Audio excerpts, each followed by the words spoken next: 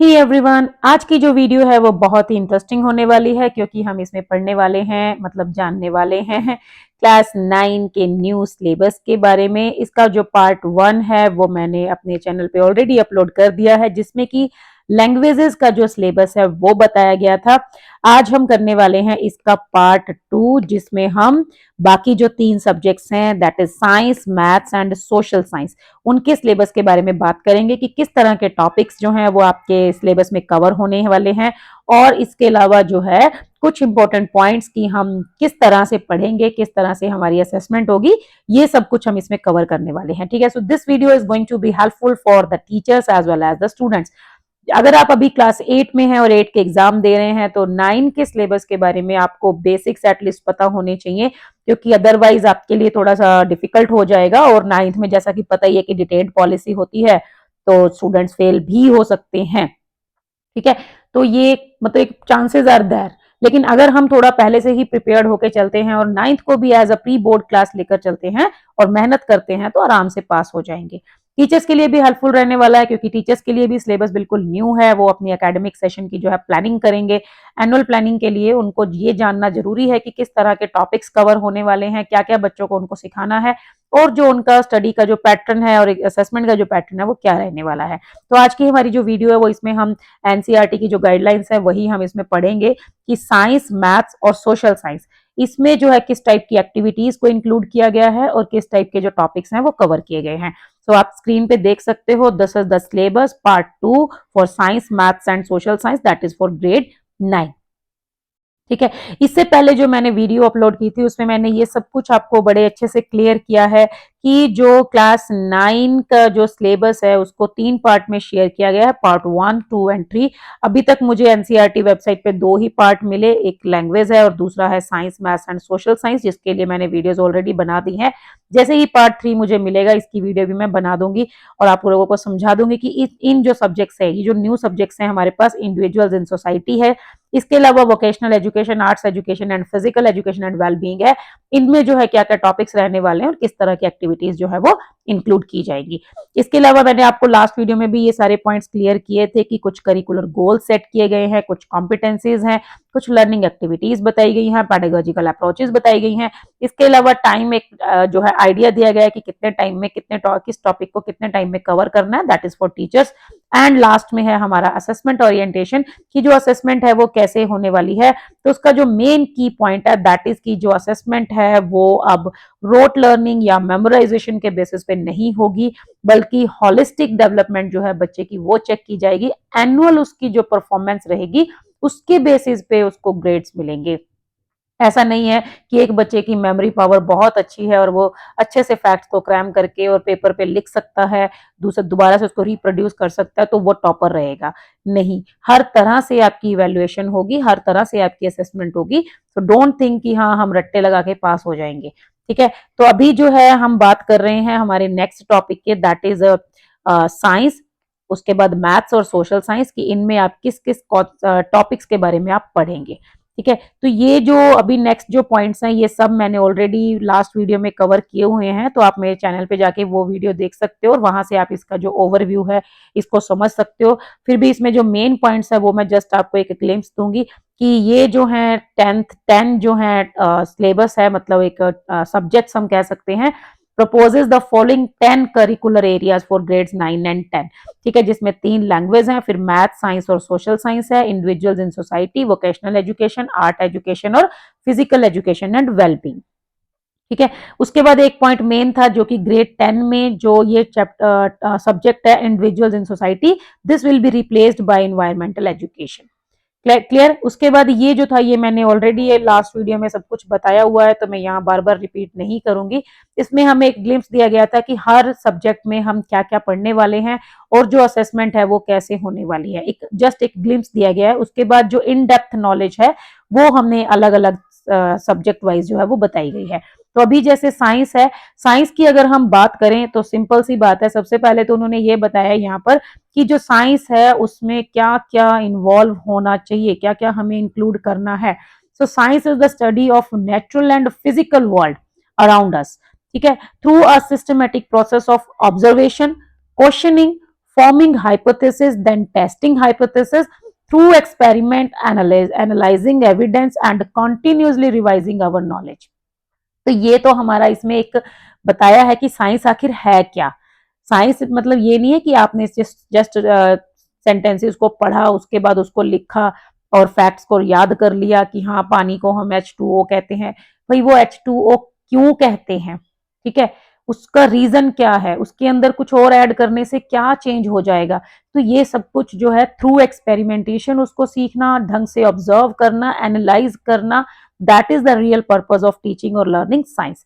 उसके बाद इसके अंदर जो स्किल्स बताई गई हैं like curiosity, creativity, evidence based thinking, sound decision making also, ठीक है। इसके अलावा क्या है, जो साइंस है वो हमारा हो गया biology, chemistry, physics and earth science. Apart from that उसमें मैथ्स भी रहेगा, कंप्यूटेशनल साइंसेस भी रहेगा and sometimes social science and vocational education and interdisciplinary understanding, ठीक है।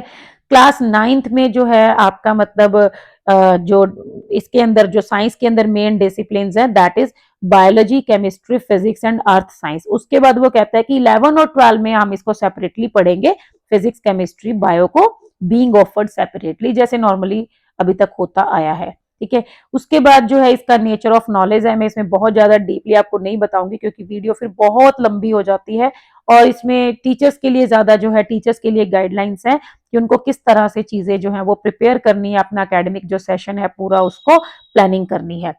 यहाँ पे अगर आप देखेंगे एक मेन पॉइंट है कि learners to establish this is science learning should enable learners. Science learning का जो मेन पर्पज है वो क्या होना चाहिए कि लर्नर्स जो है वो इतने इनेबल हो जाएं कि वो लिंक कर सकें साइंस को विद अदर करिकुलर एरियाज, कि ये नहीं कि साइंस की बुक खोल के हाँ साइंस का कॉन्सेप्ट समझ में आए लेकिन अगर उसी चीज को हमें इंग्लिश में, हिंदी में या कहीं और यूज करना पड़ जाए तो फिर हम देखते रहे कि हाँ इसमें क्या लिखें, ठीक है। जैसे अगर हम मान लीजिए किसी भी एक कॉन्सेप्ट के बारे में पढ़ रहे हैं तो वो हमें दूसरे सब्जेक्ट में अगर उसका कुछ मेंशन हो तो हमें वो एट टाइम समझ आना चाहिए कि हाँ ये उसकी बात हो रही है जो कि हमने साइंस में पढ़ा हुआ है, तो उसको टीचर को रिपीट ना करना पड़े, ठीक है। तो इंटर जो मतलब अलग जो बाकी के जो करिकुलर एरियाज हैं उनके साथ उसका लिंक क्रिएट कर सके, बच्चे उसको समझ सके। It should help them understand the contribution of India to the world scientific knowledge. ये जो है एक न्यू कॉन्सेप्ट यहाँ पे ऐड किया गया कि भाई इंडियन नॉलेज सिस्टम जो है उसको बहुत ज्यादा अप्रिशिएट किया जा रहा है, उसको प्रमोट करने की कोशिश की जा रही है, तो और होना भी चाहिए। वी आर इंडियंस है ना, हम अपने इंडिया में रह के अगर हमें ही इंडिया के बारे में नहीं पता होगा तो बहुत ही शेमफुल बात है ये हमारे लिए। Including the role of indigenous practices as well. उसके बाद इसका एम क्या है, to develop an understanding of the natural and physical world through systematic inquiry, ठीक है। उसके बाद है learning science also develops important capacities such as observation, questioning, analysis, inference etcetera, ठीक है। अगर आपके माइंड में क्वेश्चन ही नहीं आता है तो दैट मीन्स आपके लिए साइंस का कोई मतलब ही नहीं है। साइंस वही उसी के लिए सब्जेक्ट है जिसके दिमाग में क्वेश्चंस क्रिएट होते हैं, है ना। हाँ तारे रात में ही क्यों दिखते हैं, ठीक है, या जो सूरज है वो दिन में ही क्यों दिखाई देता है, रात में कहाँ चला जाता है। तो ये सब कुछ जो है ये क्वेश्चन जिस बच्चे के माइंड में आते हैं उसी को साइंस में इंटरेस्ट क्रिएट होगा।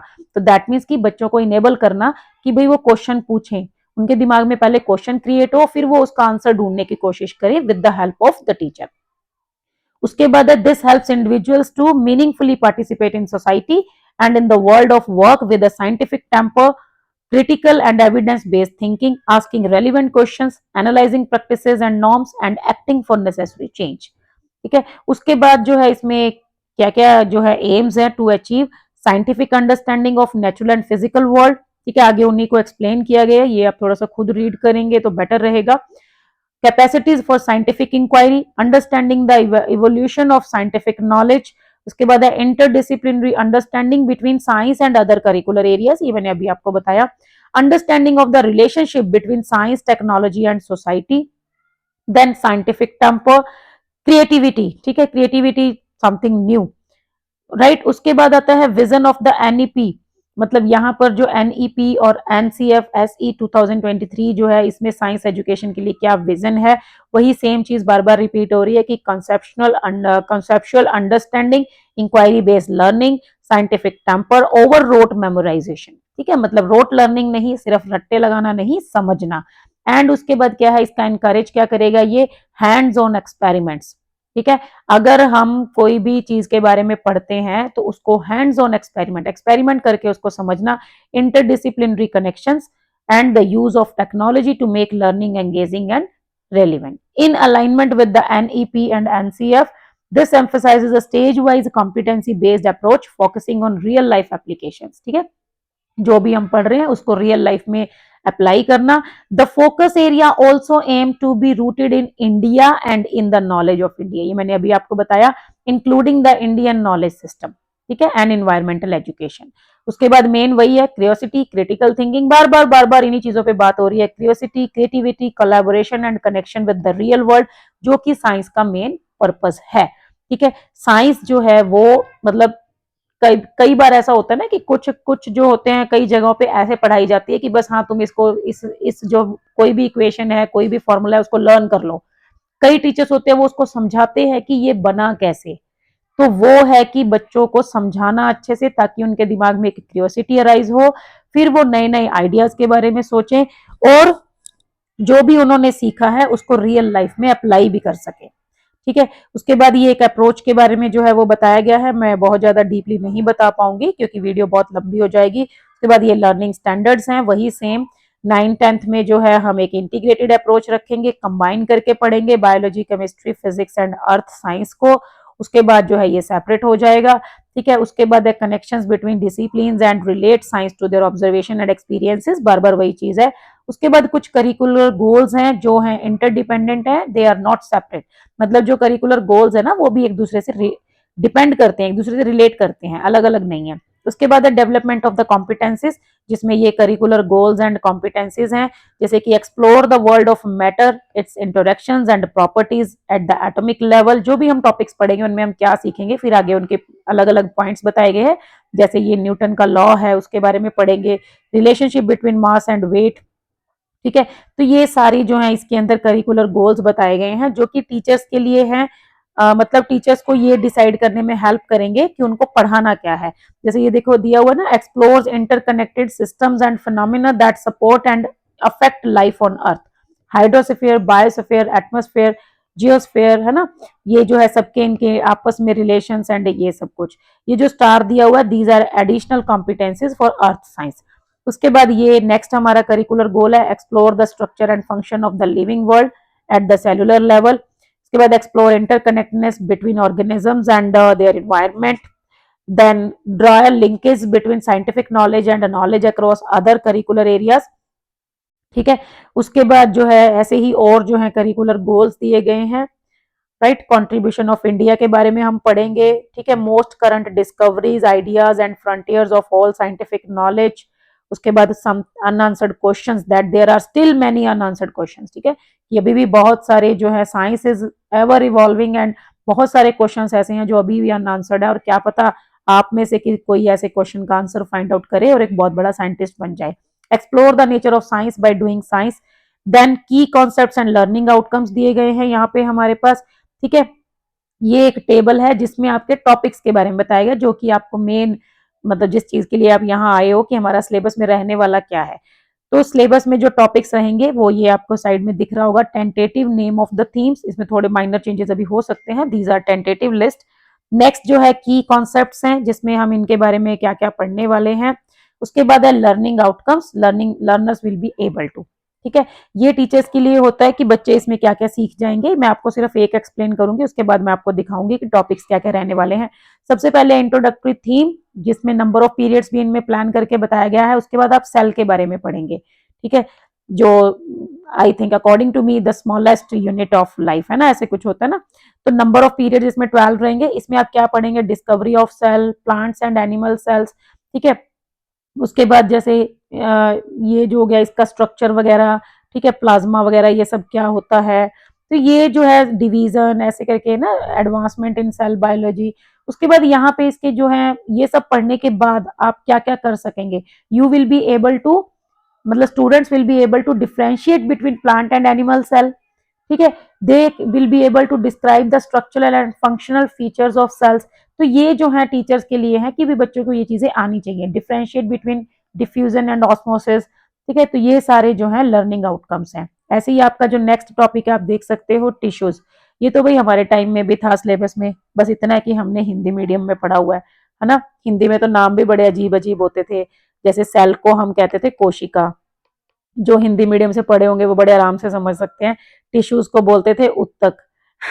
अब वाले बच्चों को तो ऐसा लगेगा कि मैडम क्या बोल रही हो आप, किसका नाम है ये, है ना। तो सेल्स के बारे में पढ़ेंगे हम, टिश्यूज के बारे में पढ़ेंगे, उसके बाद ये इनके जो है सब टॉपिक्स हैं आगे जो जो आपको पढ़ाए जाएंगे। उसके बाद आप नेक्स्ट देख सकते हो रिप्रोडक्शन, ठीक है। उसके बाद आपका टॉपिक है डाइवर्सिटी।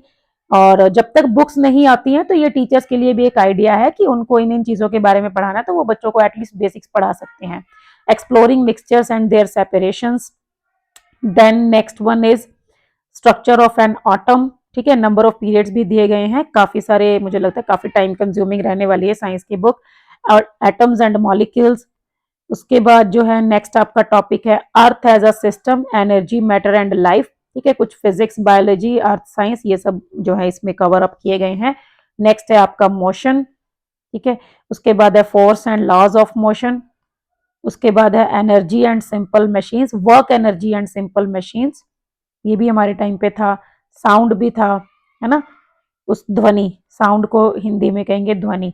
तो ये भी हमारे भी थे भाई, थोड़े बहुत चेंजेस हुए हैं, लेकिन हाँ थोड़ा देखो पैटर्न चेंज हो जाता है, क्योंकि जब हम पढ़ते थे तो ज्यादातर रोट मेमोराइजेशन ही था। मतलब मुझे तो यही याद आता है कि हाँ मैं, मेरी मेमोरी अच्छी थी तो मैं बहुत अच्छे से लर्न कर लेती थी, लेकिन कभी भी समझ में नहीं आया था कि अच्छा ये जो फॉर्मूलाज होते हैं, इक्वेशंस होते हैं, ये कैसे बनती हैं। अभी जो है सिनारियो चेंज हो गया है, बच्चों को बड़े अच्छे से समझाया जाता है, टीचर्स भी एडवांस हो गए हैं, है ना। और अभी रियल लाइफ एक्सपेरिमेंट्स बच्चे करने लग गए हैं, क्लास स्कूल्स में इंफ्रास्ट्रक्चर भी अरेंज हो गया है, तो उन्हीं चीजों को प्रमोट करने की यहाँ कोशिश की जा रही है। उसके बाद ये जो टाइम एलोकेशन है ये टीचर्स के लिए है, 1 आवर 40 मिनट्स जो है 100 मिनट्स, है ना। ये देखो ब्लॉक पीरियड्स वगैरह सब बताए हुए हैं। Hands on work activities, lab work and other pedagogical requirements है, एवरी 50 मिनट्स जो है एनुअल पीरियड्स बताए गए हैं। 162 एनुअल पीरियड्स। उसके बाद 130 एनुअल आवर्स, ये टीचर्स के लिए है भाई, तुम ज्यादा टेंशन मत लेना स्टूडेंट्स अगर हो तो। उसके बाद पेडागोजी की बात करेंगे, सेम वही दोबारा से वही चीजें जो हैं दिखाई गई हैं। लर्निंग आउटकम्स को अचीव करना है कैसे, उसके अंदर कुछ ये प्रिंसिपल्स बताए गए हैं। Stimulating the process of science such as asking questions, hypothesising, उसके बाद हो गया observing, testing, finding evidence, collecting data, analysing. ये सारी चीजें जो है मतलब टीचर्स के लिए हैं कि भाई वो बच्चों को पहले प्रिपेयर करे, एक वार्म अप एक्सरसाइज।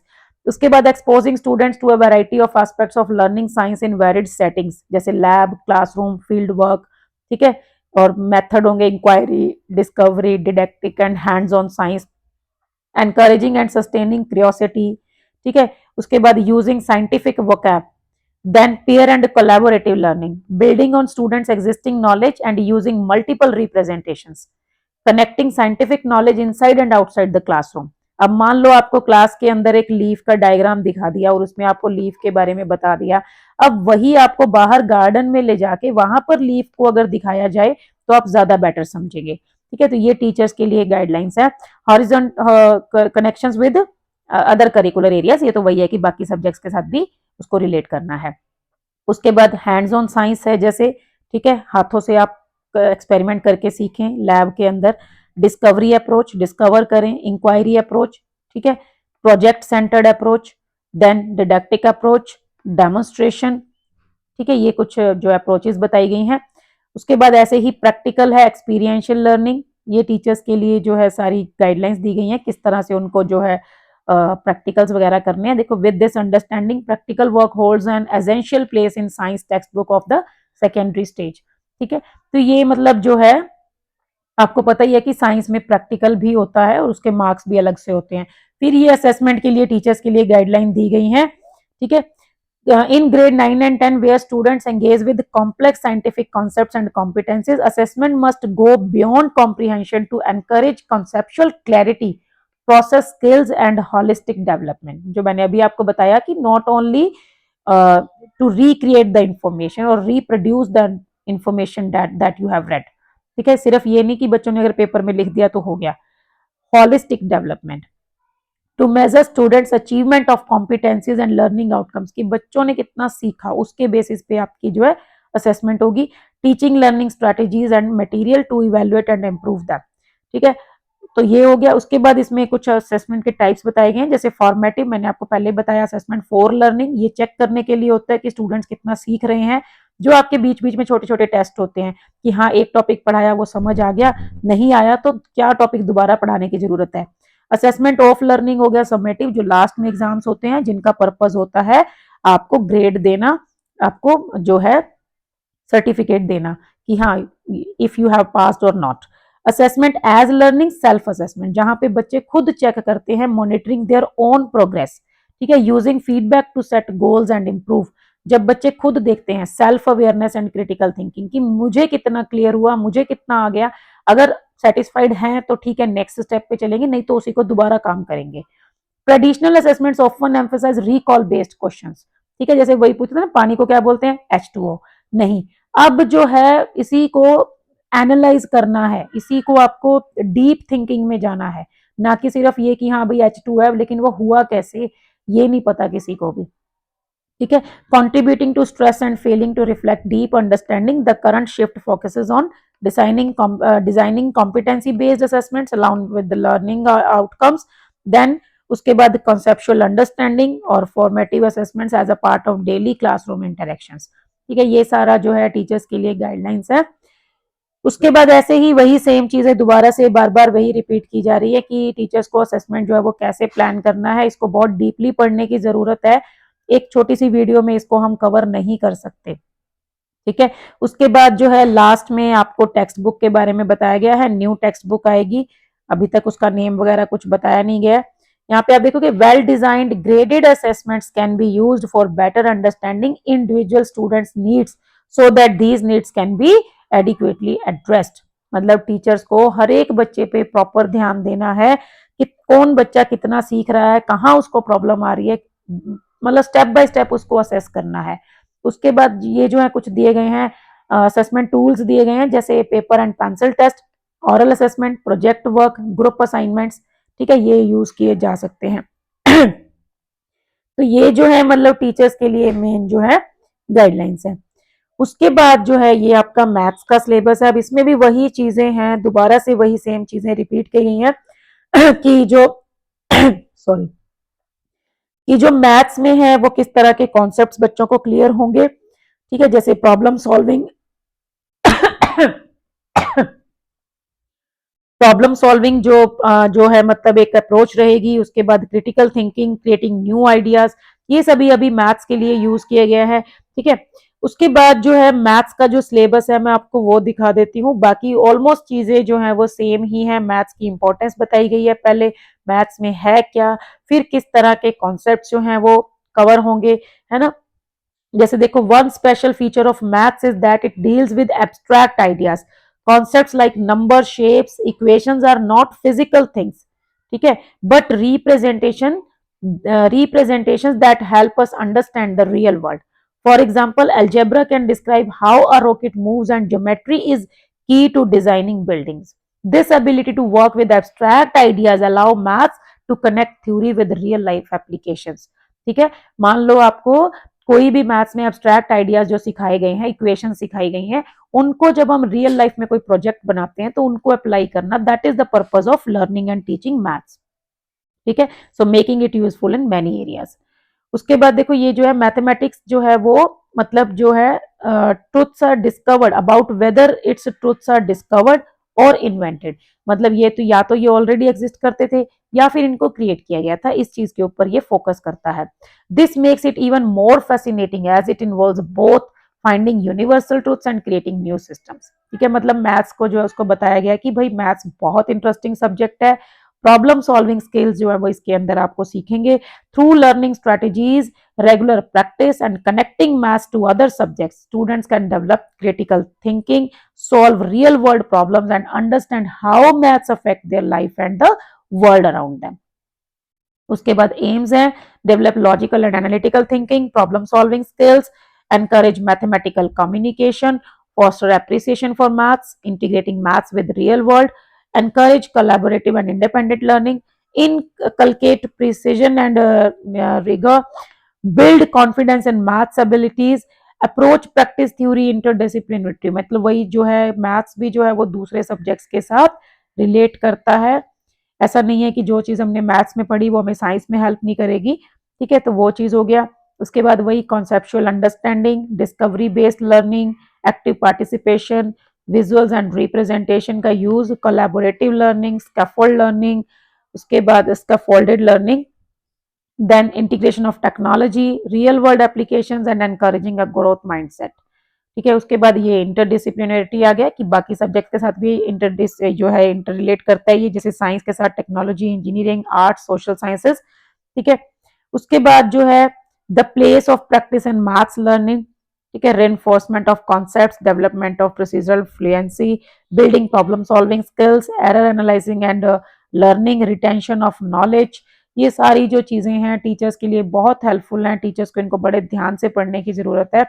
उसके बाद जो है कुछ हमारे गोल्स दिए गए हैं, ठीक है, बच्चे जो हैं वो क्या क्या सीखेंगे, understand numbers, natural number, whole number, integers, rational, irrational, real numbers, ये अलग अलग होते हैं, इनके बारे में पढ़ेंगे, number sets and all that, deductive and inductive logic, then discovers and proves algebraic identities, ठीक है, ए प्लस बी स्क्वायर जो है उनको मतलब उनको सीखना, उनको समझना, उनको अप्लाई करना, analyses characteristics and properties of two dimensional geometrical shapes, उसके बाद जो है और बहुत सारी हैं थ्योरम्स वगैरह जो है प्रूव करना, ठीक है, फॉर्मूलेज को यूज करना, फॉर्मूलाज को, plane figure, surface area, volumes of solid objects, analyse and interpret data in statistics, then begins to perceive and appreciate the axiomatic and deductive structure of maths। तो मतलब काफी सारे कॉन्सेप्ट जो यहाँ पे आपको बताए गए हैं, कुछ स्किल्स को आप बिल्डअप करेंगे, देन कंप्यूटेशनल थिंकिंग उसको डेवलप करेंगे, ठीक है, important contributions of maths and India, ये तो देखो इंपॉर्टेंट है ही भाई, इंडिया का क्या रोल है, इंडिया ने क्या दिया है, ठीक है। उसके बाद explores connections of maths with other subjects, ये जो है दो कॉन्सेप्ट हर आपको मतलब उसमें मिलेंगे, हर सब्जेक्ट में मिलेंगे, एक तो एक सब्जेक्ट का दूसरे सब्जेक्ट के साथ रिलेशन, ठीक है। उसके बाद जो है एक जो है इंडिया का उसमें क्या रोल है, इंडिया ने उसमें क्या पार्ट अपना जो है वो प्ले किया है, ये आपके टॉपिक्स हैं। Coordinate geometry, introduction to polynomials, ठीक है, वैसे सेम आपके आगे सब टॉपिक्स बताए गए हैं और लर्निंग आउटकम्स बताए गए हैं। नंबर सिस्टम्स यहाँ पे आ गया, इंट्रोडक्शन टू यूक्लिड ज्योमेट्री, उसके बाद लाइंस एंड एंगल्स, कुछ कुछ टॉपिक्स इसमें 10th क्लास वाले भी हैं भाई। सीक्वेंसेस एंड प्रोग्रेशन, इसमें आप देखोगे एपी तो क्लास 10th में थी हुई, यहाँ पे जीपी की भी इंट्रोडक्शन आ गई है, geometric progression. Then triangles, congruence theorems, उसके बाद है mensuration, area and perimeter, then है एक्सप्लोरिंग अलजेब्रिक आइडेंटिटीज, उसके बाद है फोरगॉन्स, क्वाड्रिलेटरल्स, पॉलीगॉन्स, ठीक है, सर्कल्स, वही बिल्कुल नया था वो, है ना, linear equations in two variables, then mensuration, surface area and volumes, उसके बाद आता है स्टैटिस्टिक्स, इंट्रोडक्शन टू प्रोबेबिलिटी। तो ये मतलब टॉपिक्स जो हैं ऑलमोस्ट क्लास 10th में ये सारे सीक्वेंस तो ये 9th में भी था, लेकिन कुछ कुछ चीजें जो हैं वो एड ऑन की गई हैं क्लास 10th से, उसके जो सिलेबस में से, ठीक है। तो जब आप पढ़ोगे तो आपके टीचर्स आपको और अच्छे से समझाएंगे, मुझे मैथ्स का मतलब थोड़ा बहुत आता है, इतना तो नहीं आता कि इतनी डेप्थ में आपको मैं बता पाऊँ, बट फिर भी मैंने अपना बेस्ट कोशिश की है कि मैं आपको कम से कम टॉपिक्स का एक जो ग्लिम्स है वो जरूर दे दूं यहाँ पे, ठीक है। तो अभी जिनको लगता है ना कि मान लो स्टैटिस्टिक्स जो है इसमें मीन मीडियन मोड के बारे में हम पढ़ते हैं, तो जिनको लगता है कि हाँ हम थोड़ा बहुत इनसे खुद से पढ़ सकते हैं या आपके पेरेंट्स में से कोई आपकी हेल्प कर सकता है, तो आप इस टॉपिक से स्टार्टिंग कर सकते हो, ठीक है, कि आप थोड़ा बहुत मीन मीडियन मोड एटलीस्ट सीखें, क्योंकि जब आपको टीचर कराए क्लास में तो आप थोड़ा सा आपके अंदर एक कॉन्फिडेंस हो कि हाँ मुझे ऑलरेडी थोड़ा बहुत आता है। ऐसे ही जैसे ये है अगर सरफेस एरिया एंड वॉल्यूम, इसमें आप सिंपल सिंपल फॉर्मूलाज का यूज करना सीख सकते हैं। प्रोबेबिलिटी में आप जो है कार्ड्स के जो सीक्वेंस होता है उसको लर्न कर सकते हैं, है ना, कि जो 52 कार्ड्स होते हैं, ताश के पत्ते बोल रही हूँ भाई जिनको नहीं पता, कि उस कार्ड्स में कितने रेड कलर के होते हैं, कितने ब्लैक कलर के होते हैं, कितने ए होते हैं, कितने जो है 2 3 4 ये होते हैं, क्यू होता है, जे जैक होता है ना, क्वीन होता है, किंग होता है। तो ये आप याद कर सकते हो, तब तक आप समझ सकते हो इन चीजों को, क्योंकि ये आपको फिर हेल्प करेंगी, जब आप टॉपिक समझेंगे तो आपको और अच्छे से समझ आएगा, ठीक है। तो आपको एक आइडिया मिल गया कि आप क्या क्या पढ़ने वाले हो, उसी हिसाब से आप थोड़ा प्रिपेयर हो सकते हो, ठीक है। उसके बाद ये पैडागोजिकल इंस्ट्रक्शनल मेथड्स दिए गए हैं, ठीक है, उसके बाद जो है ये असेसमेंट, ये भी टीचर्स के लिए है, सेम वैसे ही फॉर्मेटिव असेसमेंट, ठीक है, end of lesson task, mini quizzes, observation and questioning, pair and self assessment, mathematical discussions. उसके बाद समेटिव में वही सेम जैसे आपके एग्जाम्स होते हैं, written test exam, standardised assessments, project reports, ठीक है। उसके बाद assessment through open ended exploratory work and projects, इसमें कुछ प्रोजेक्ट्स हो गए, ठीक है, open ended problems, mathematical investigation, data analysis projects, interdisciplinary project. अब देखो ये आपके टीचर पे डिपेंड करता है कि वो आपको किस तरह से कराते हैं।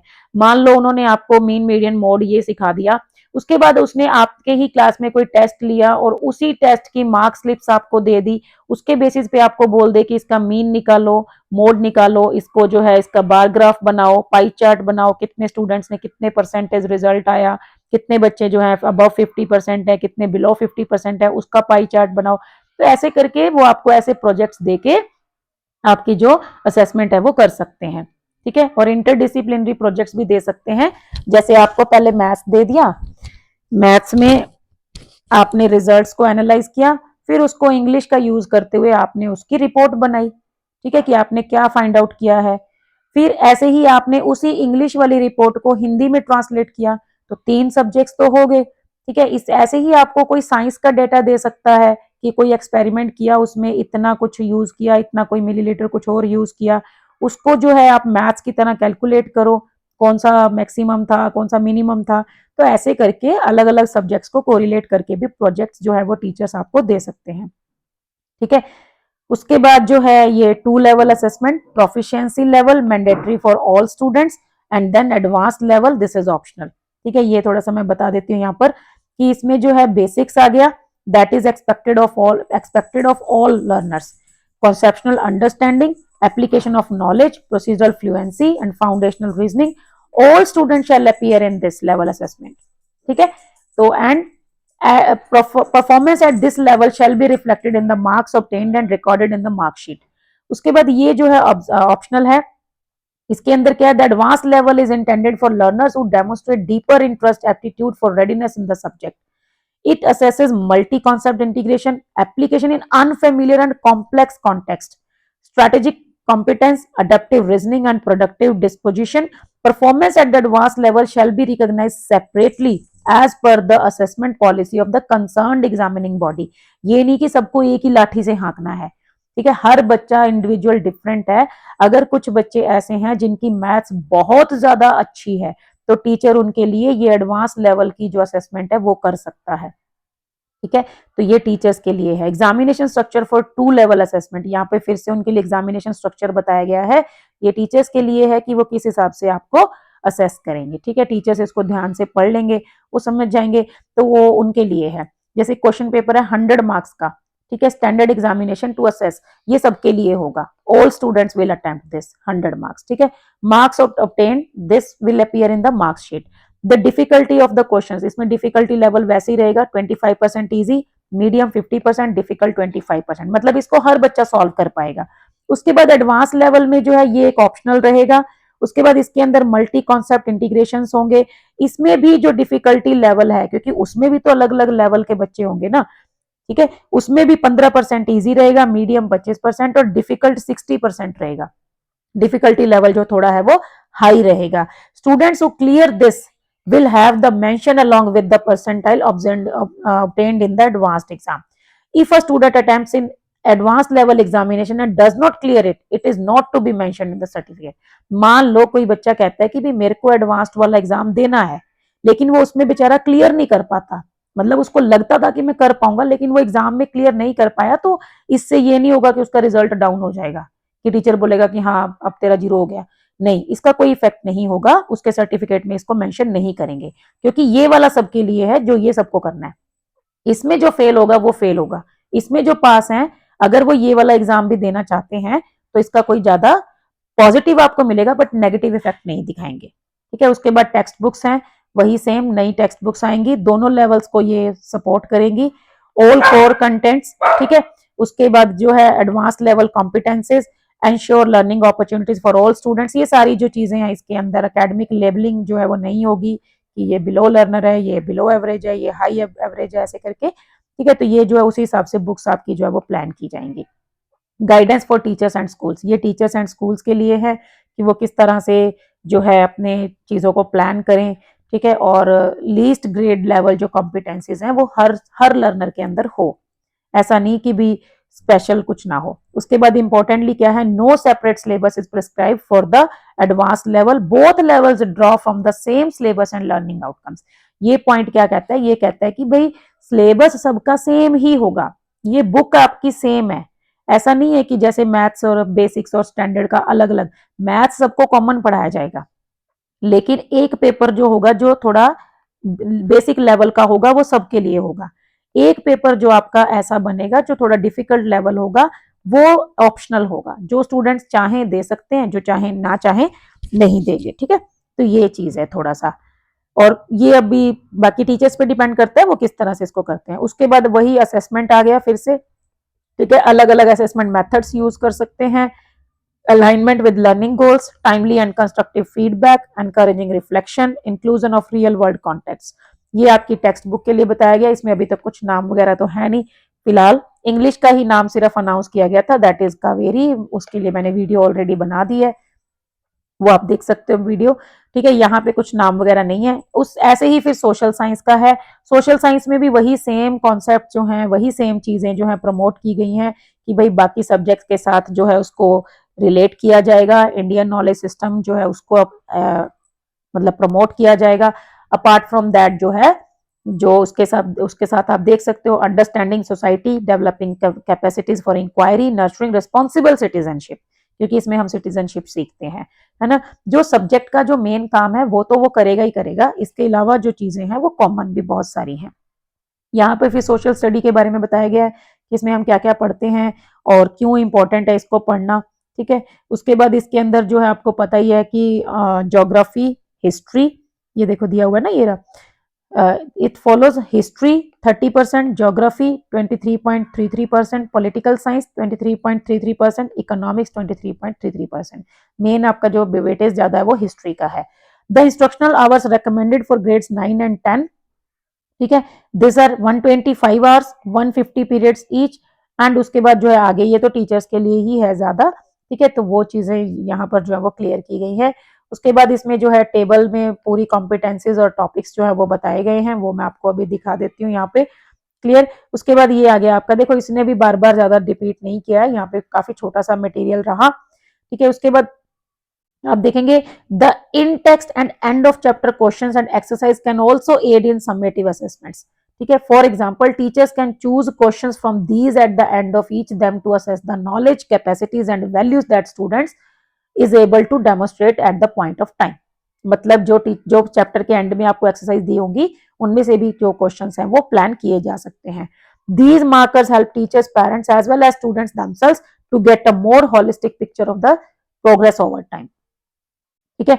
We finally note that while the number of chapters in each grade is carefully structured with 16 chapters in each of grade 9 and 10, they are also intended to be lighter in content with the substantially greater use of graphics and visuals with the focus of core concepts, essential ideas and significant developments rather than the accumulation of facts and figures, ठीक है। मतलब समझना है, वही same रट्टा नहीं लगाना। तो यहाँ पे आपके ये जो है करिकुलर गोल्स हैं, ये आपकी कॉम्पिटेंसीज हैं और कॉम्पिटेंसीज की डिस्क्रिप्शंस हैं, ठीक है। तो ये आपका जो है टॉपिक्स तो मुझे अभी कुछ ज्यादा दिख नहीं रहे फिलहाल इसमें, तो मेन जो चीजें हैं ये आपको एक ग्लिम्स में दिखा देती हूँ, हिस्टोरिकल इवेंट्स वगैरह कुछ जो भी इसमें टॉपिक्स रहेंगे वो आपके आगे जो है वो कवर होंगे, ठीक है। तो ये आपका जो है एसएसटी का है, मतलब सोशल साइंस का आपका सिलेबस है, राइट।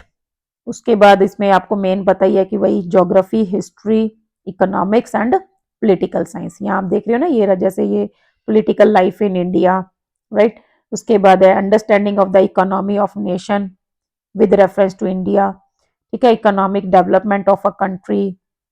उसके बाद ये जो आ गया ना कॉन्ट्रीब्यूशंस ऑफ इंडिया, ये तो मैंने आपको पहले ही बताया कि भाई ये तो इन्होंने स्पेशल ऐड किया ही है इस बार, contributions of India through history and present times.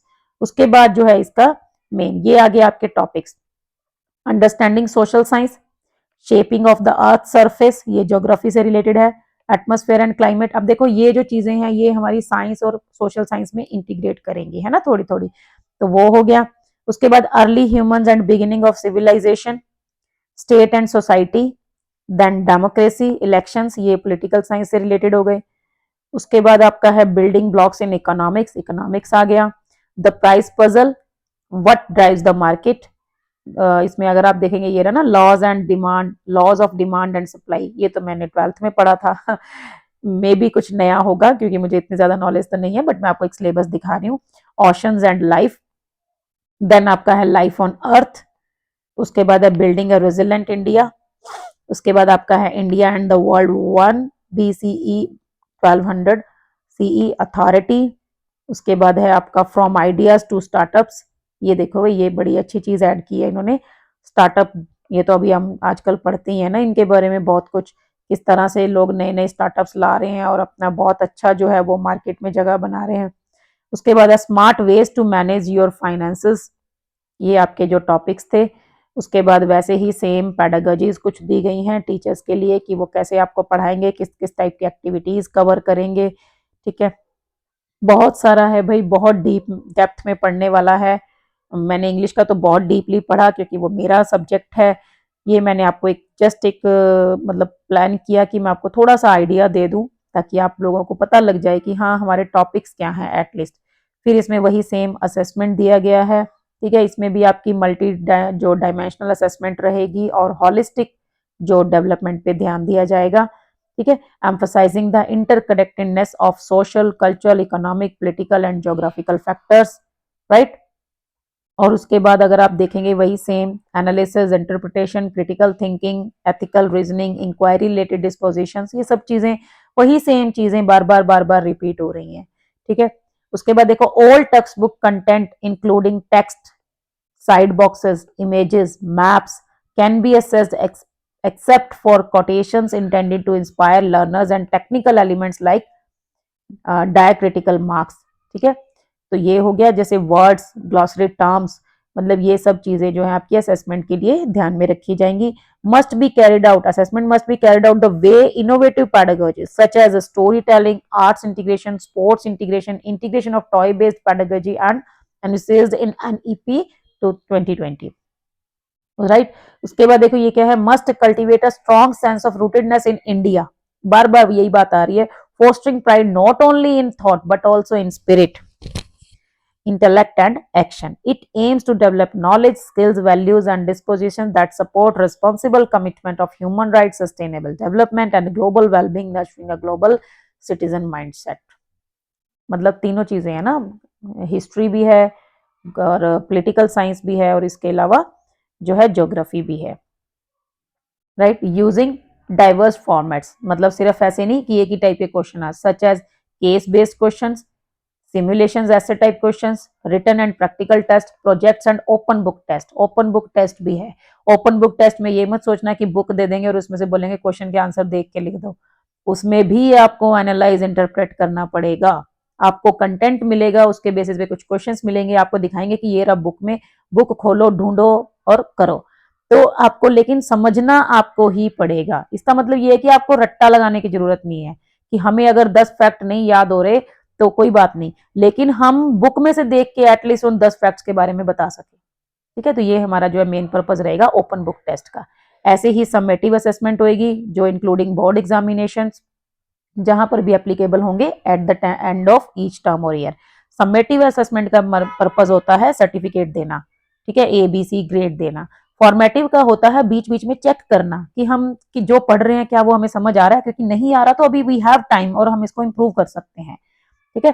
तो ऐसे ही ये आपकी जो है असेसमेंट के लिए हैं। These guidelines aim to promote a holistic and inquiry-driven approach to assessment in social sciences, supporting students to develop as thoughtful, skilled, and responsible citizens with a strong foundation in knowledge and values. That's all. ये था हमारा syllabus, detailed instructions related to math, science and social science. अब अगर किसी को ये PDF चाहिए हो तो आप मेरे को मैसेज कर सकते हो, आपको PDF मिल जाएगी और अब फ्री ऑफ कॉस्ट है भाई, कोई इसके चार्जेस नहीं है, ठीक है। कई बार सोचते हैं लोग, मैं खुद सोचती हूँ कोई कहीं सामने से ये ना बोले है ना कि इतना अमाउंट लगेगा, कोई अमाउंट नहीं है, फ्री ऑफ कॉस्ट है, कोई दिक्कत नहीं है। और वैसे भी मेरे से लेने की भी जरूरत नहीं है, आपको NCERT की वेबसाइट पे भी ये अवेलेबल है, ठीक है। तो वहां से आप इसको देख सकते हो, पढ़ सकते हो। मेरा पर्पस था कि बच्चों को एक ये स्टूडेंट्स के लिए ये सिर्फ आपके टॉपिक्स के जो नेम्स हैं वो आपको मेरे को दिखाने थे, क्योंकि सारे स्टूडेंट्स बोल रहे थे मैडम मैथ साइंस की बुक भी आ गई क्या। बुक नहीं आई है, लेकिन अभी तक ये टॉपिक्स हमारे पास सामने हैं हमारे, इनको हम देख के थोड़ा बहुत आइडिया जो है वो लगा सकते हैं, थोड़ा बहुत बेसिक्स हम पढ़ सकते हैं। ठीक है, तो ओके, आज के लिए बस इतना ही, मिलते हैं नेक्स्ट वीडियो में। Thank you, bye bye.